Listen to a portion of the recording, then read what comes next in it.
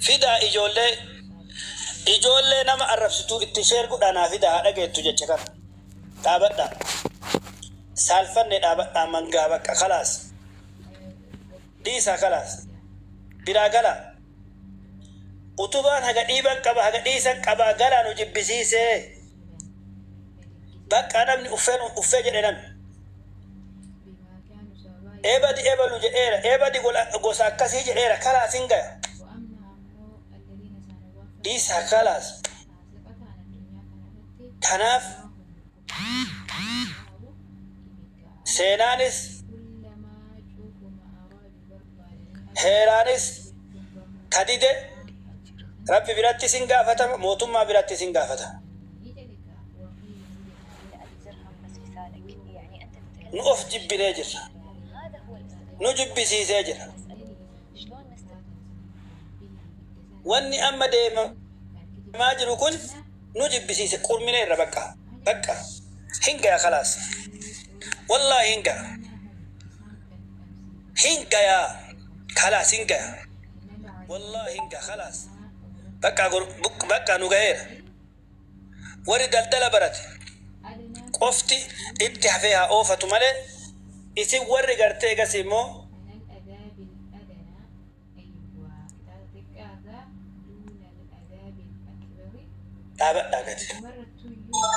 تابدا خلاص نغير تابدا شو كان تاني وري سينا بدا قال مساجر تن ربي سنديس تابدا خلاص تابدا هنگا تابدا بكا نوتي أكنما تقودت أكنما واهبان قبودت خلاص نغير بكا إسن نونجين حاجة إسدوماتت إما ديم نوري جتاني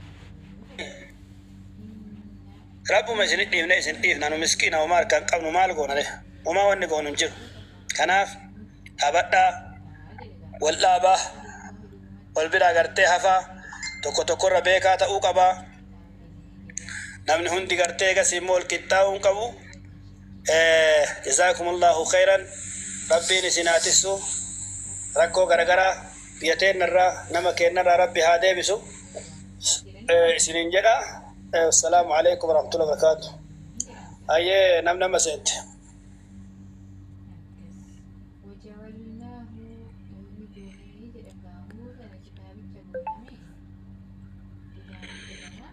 Halo, dubat dabo.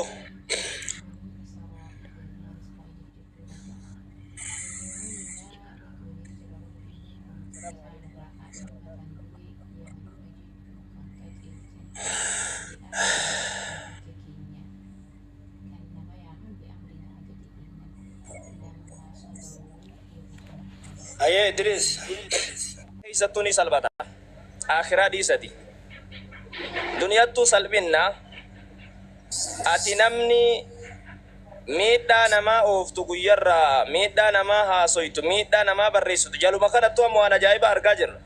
Koomentiin jala kanaan barreeffamu subhaanallahi waan ani sabni an keeysaa bahee fi warri an keeysaa bahee suni gartee hin jenne jedha. Subhaanallahi barreessa.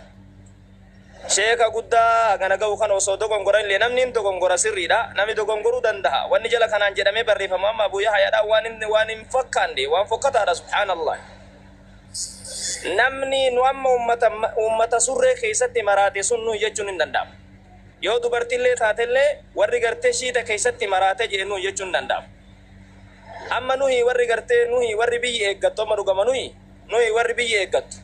Warra kutaa keessatti gaddeebee wal nyaatu kana amma nuyi warri sun warri biyyi eeggatu warri gartee addunyaan isa eeggatu warri boru rabbi biratti milkaa'aaf deemu ka rabbi dhiisati dunyaa keessatti bu'aa wayii buufadha jedhu nuyi hedduu yaachisaadha obboleewwan akhiraadha. Kanaaf anaasa wan dheeressu yaa obboleewwan kiyya ijoolleen gama arsillee warri gartee asaabu tiktok warra tiktoki warra gartee barre harki kee waan gaariin barreessine warra gartee harki kee waan gaarii gartee barreessuun beeyne, ijji tee waan gaarii dubbisuun beeyne, gurri kee waan gaarii dhaga'uun beeyne gama arsiitilleen jechuudha.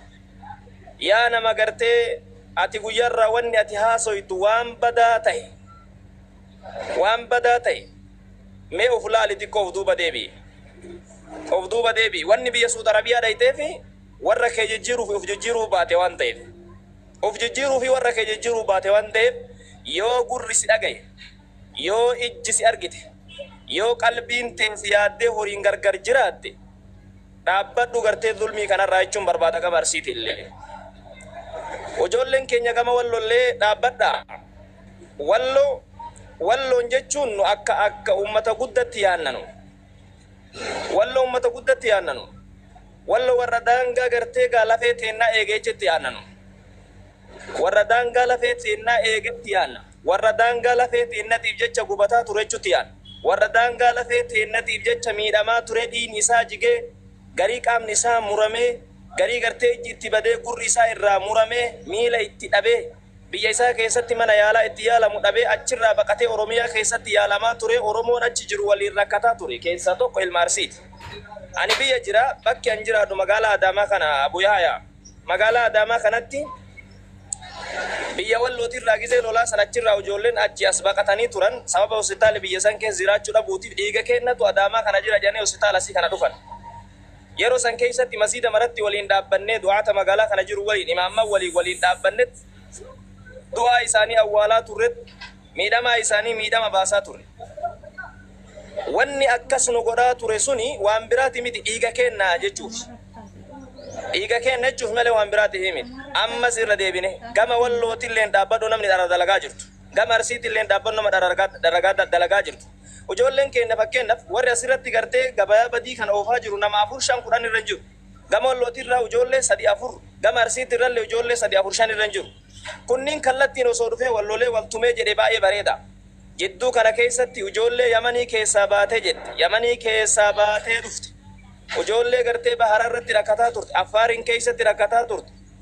Ijoollee kanniintu miidhamaa jira maqaa ijoollee nama 10 hin geenye kanaatiif gama lachiisuu jechuudha. Ijoollee kanatu miidhamaa jira. Isin yoo waltumta yaada keessan gama akka Arsiititti yoo laalle ijoolleen gartee nu Hafarsaa jedhanii, Usmiyya jedhanii fi Kiingi Ahmadii fi Abdii Bilisummaati maalii jedhan kunniin kallattiin isin yoo walitti dhuftanii waltumtan nu geenne nu. Yoo morma walirraa murtanillee nu hin gahunu. Wanni nu cinqee nu rakkisaa jiru ijoollee daa'imman jidduu kana keessatti miidhamtu nu rakkisaa jira. Jaraaf cinqamnee jirra. Ijoollee ruuza nyaatin akka keessan, ijoollee mukayyafan argatin, ijoollee bishaan shaawora dhiqattun argatin, ijoollee gartee juusiin dhugin, waan garagaraa timiraa fi uffata jijjiirattun argin tawarra bira akka baate Yamanii keessatti rakkataa turte. Yoo isiin achi baatee uduuda Suudii gubbarra geette jettu, uduuda Suudiitti Oromoo kiyyaa wal ga'e isii jettu, ati karaa san irratti qabdee isii azabdu, isii santu garaa nu nyaate. Yaada isinii miti. Isin yoo barbaadda walitti dhufaati morma walirraa mura. Namni tartiiba dhabaan duruu waluma lola. Tartiibni dhabaan namni faayidaa hin qabne duraanuu waluma lola. Wanni nu cinqee daa'imman karaa kana keessatti maqaa keessaniif rakkataa jiranii nu cinqeenu. Kanaaf irra deddeebinee yaamsinu bakka kanarraa goonu. Ijoolleen Arsillee gabaa dharaa kana dhaaba. Gabaa gosummaa kana dhaaba.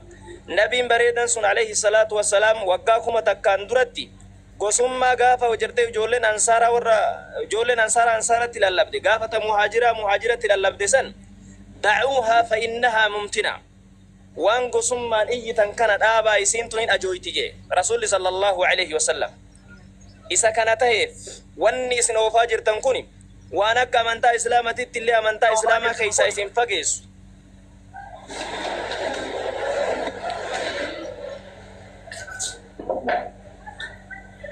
Indaga mustaza.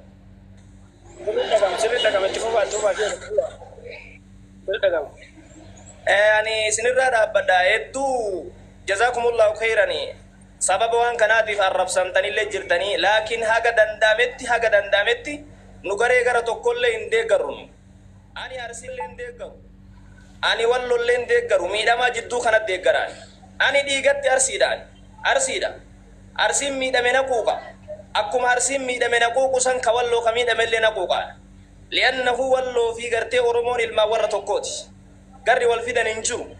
Garri wal gartee baasan hin jiru.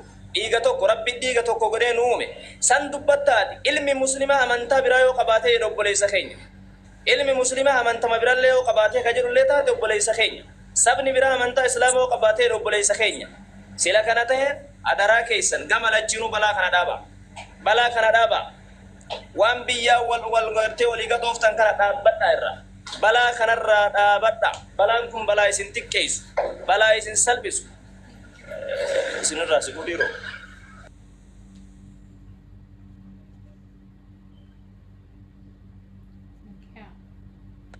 kanaaf jazakumullahu khairan obboleewwan akhiraadha gabayaa tana keessaa baya jechuun dhaamsa kiyya gabayaa tana keessaa baya gabayaa fokkattuu tana keessaa baya sababaa keessan miidhamaan hin miidhamini wannuma awwalumaa barkaayyoo keessan dagattanii bara ilm gurbaa arsiidhaaf dubbatu maqaa arsii dhahee dubbatu kan eenyutu arsiif bakka buufate dhiiro eenyu arsiif gadi bakka buufate kagartee maqaa wallootiin haasaa jiru kan eenyu walloof bakka buusees walloof bakka buudhii siti ati ofirraayyuu bakka hin buune ilma gartee abbaa isaa quban qabne ilma haadha isaa quban qabne ilma gosa isaa quban qabne ilma balbala isaa quban qabnetu arsirraa bakka bu'ee haasawa arsiif jecha lola arsiichi jedhan tuunis jala kanaa koomantii barreessa intala gartee gaa warra isii quban qabne gurbaa warra isii quban qabnetu koomantii barreessee arsiin jabaadhu jaa illee gama wallootiin walloo rakkoo keessa jirtutu gabbahee waa'ee walloo dubbata abbaan isaa ka walloo sun qullaa deemu haati isaa ta walloo ta qullaa deemtutu arra gabbahee walloo irraa dubbata